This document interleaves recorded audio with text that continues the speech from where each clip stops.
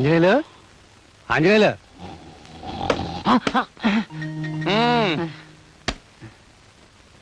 గీతామకరందం వచ్చిందయ్యా. ఏంటి గీతామకరందం? అదేనయ్యా, ఒంటి మీద బట్టలు లేకుండా గుడిమి బొమ్మల్లో ఉంటాయి అమ్మాయి బొమ్మలు. రహస్యానికి బొత్తిగా బట్టలు ఇప్పేస్తావురా. ఆ పుస్తకం గురించేగా ఇప్పుడు మీరు అడిగింది. ఇప్పుడు అర్థమైందా? గీతామకరందం వచ్చిందా? ఓహో అదే, ఇప్పుడే షిప్ లో దిగింది. ఆహా.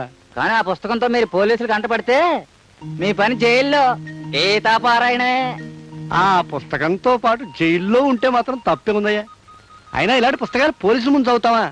హాయిగా పడగదిలో తలుపు వేసుకుని మరీ చదువుతాం. పడక గదిలో కూడా లైట్ ఉండగా చదువుతారు, ఇటు చీకట్లోనే చదువుతారు. అయ్య గారు, ఆ బిర్స్ ఈ రాత్రికి నాకు ఇచ్చేయండి. నీకెందుకు ఆ పుస్తకం? అదేం బోధపడి వస్తుంది? బోధపడకపోవడానికి ఇది ఏమైనా ఇంగ్లీషులో రాసిన రామాయణం ఏంటండి? ఇలాంటి పుస్తకాలకు భాషాభేదం ఉండదండి. అమెరికాలో దొరగారైనా అనకాపల్లి నాయుడు గారైనా నోటితోనే అన్నం తిన్నట్టు ముక్కుతోనే గాలి పీల్చినట్టు పోలీస్ పోలీస్ అయ్యగారు పుస్తకం రాత్రి చదువుకుని నేనే చదువుకోండి, క్యారీ చేస్తా జైలుకి.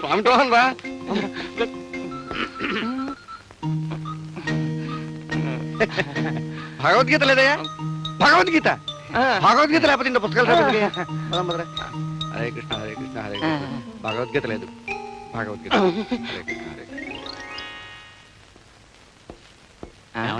ప్యారిస్ నుంచి వస్తుందా? ఆ పుస్తకం ఉందా?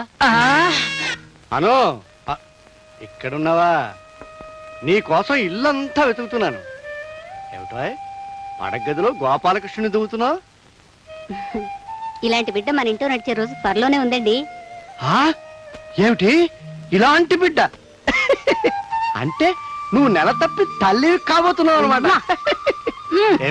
ఇలాంటి డీటెయిల్స్ వింటూ ఉంటే నా గుండెలు గర్వంతో ఉప్పొంగిపోతాయి. నా పూచి ఊరుకోండి, నోర్మైండి. నేను నెల తప్పడం ఏమిటి? ఇలాంటి బొమ్మ అబ్బాయి గదిలో పెడితే కోడలు కడుపుని ఇలాంటి బిడ్డ పుడతాడని.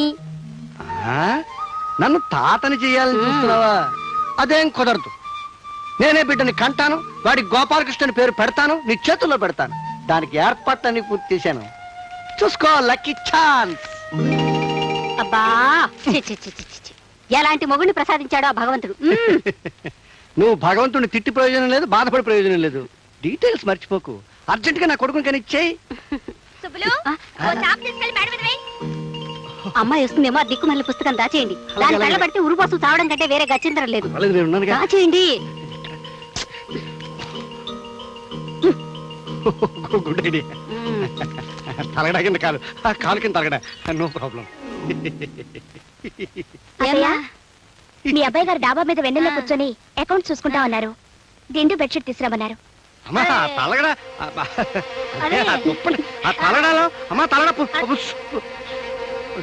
రామరామా రామరామా, ఎంత పరువు తక్కువ పని. ఈ దిక్కుమాలి పుస్తకాలు ఇంట్లో తీసుకురావద్దంటే వినిపించుకోరు మీరు. ఇప్పుడేమైనా చూడండి. ఏమైంది? వాడికి సరైన వయసులో నిక్షేపలాంటి పుస్తకం అందింది. వాడు ఇప్పుడే లక్కీ ఫెలో. తెచ్చావా? తీసుకొచ్చాను స్వామి.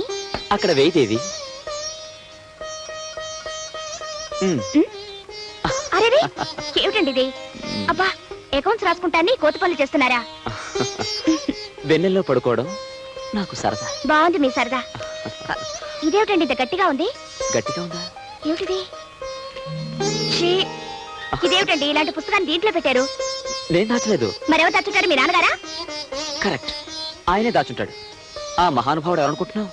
డూప్లికేట్ శ్రీకృష్ణుడు. అలాంటి మాటలు అనకండి, పాపం అండి. ఏమిటా పని? మన కార్యక్రమానికి బ్యూటిఫుల్ కలర్ ఇవ్వడానికి ఈ పుస్తకం మంచి చేతికి వచ్చింది. చూడు, కమ్ ఆన్, చూడు. ఏమిటి ఆలోచిస్తున్నారు? బాధపడుతున్నాను. దేనికి ఆలోచిస్తూ బాధపడుతున్నాను. అబ్బా, ఎందుకని అడగవే? ఎందుకు? నిక్షేపంలాంటి నా పుస్తకం కాస్త దగ్గర జరగవాలి. మన బెడ్రూమ్. చెప్పండి. ఇప్పుడు మన వాడు ఆ పుస్తకంలో ఏ పేజీ చూస్తుంటాడా అని. ఊరుకోండి. పుస్తకం ఆ పిల్లల చేతుల్లో పడ్డందుకే నాకు సిగ్గుగా ఉంది.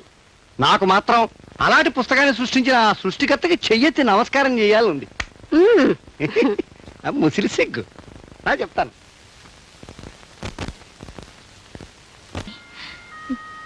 మళ్ళీ ఈ మట్టి మీద అడుగు పెట్టేసరికి నా గుండె పరివెక్కిందమ్మా.